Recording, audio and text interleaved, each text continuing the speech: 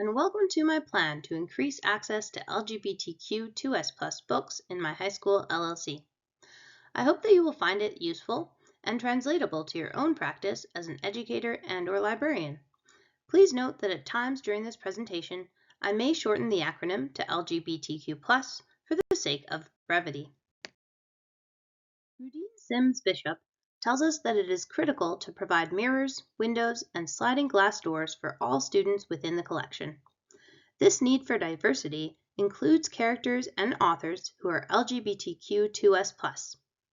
As Shackman describes, queer books allow queer people to see themselves reflected, shaping their understandings of their own identity and encouraging them. Meanwhile, they also encourage all readers, regardless of their own gender and sexuality, to learn about LGBTQ+ people. To support all learners in my high school LLC as they explore their own identities or learn more about others, I plan to increase access to LGBTQ+ books in the collection by taking the actions described in the slides that follow. Part 1 of my plan is to replace physical labels with catalog keywords. First, I will cover up the current LGBTQ+ stickers on book spines with genre stickers. As Jenna Ingham points out, stickering queer books to make them identifiable could actually be counterproductive, making teens less likely to borrow them. Physical labels identifying these books can also potentially make them a target for challenges, and may be misleading for students, since LGBTQ+ is an identity, not a genre.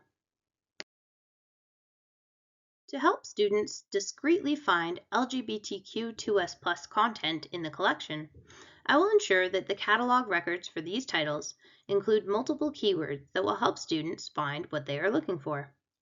For example, these keywords might include the words that make up the acronym, as well as intersex, asexual, pride, queer love, and gender expression. Part 2 of my plan is to create thoughtful and intentional book lists. To begin, I will carefully analyze the collection and make lists of fiction titles, organized by genre, that feature LGBTQ2S+ main characters. I will also make lists of nonfiction titles about LGBTQ+ topics, subdivided into categories such as history, self-help, and memoirs. These lists will help students who are interested in LGBTQ+ content to find relevant titles quickly and easily.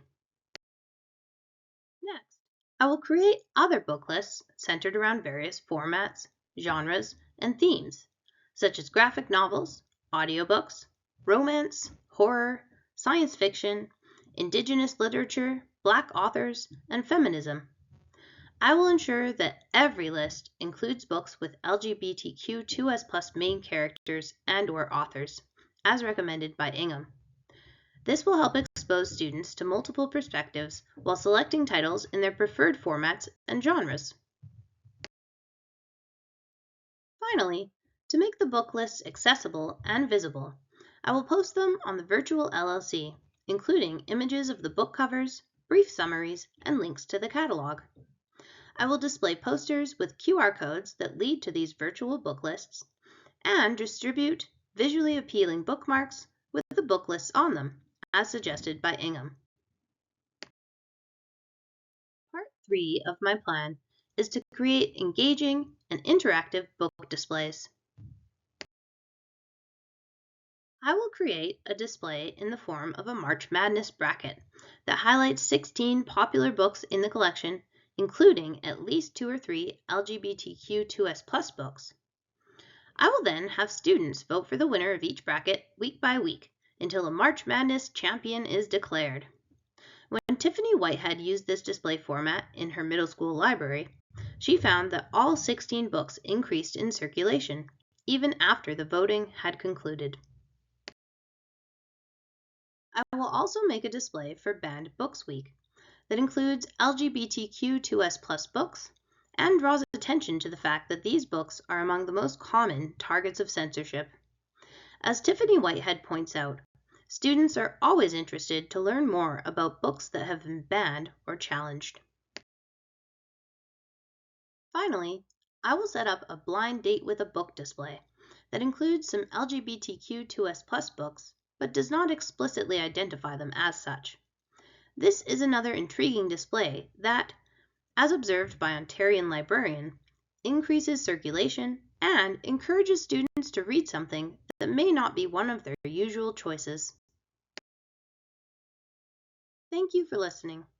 Please explore these resources to learn more, especially The Sticky Situation of LGBT+ Book Labels by Jenna Ingham.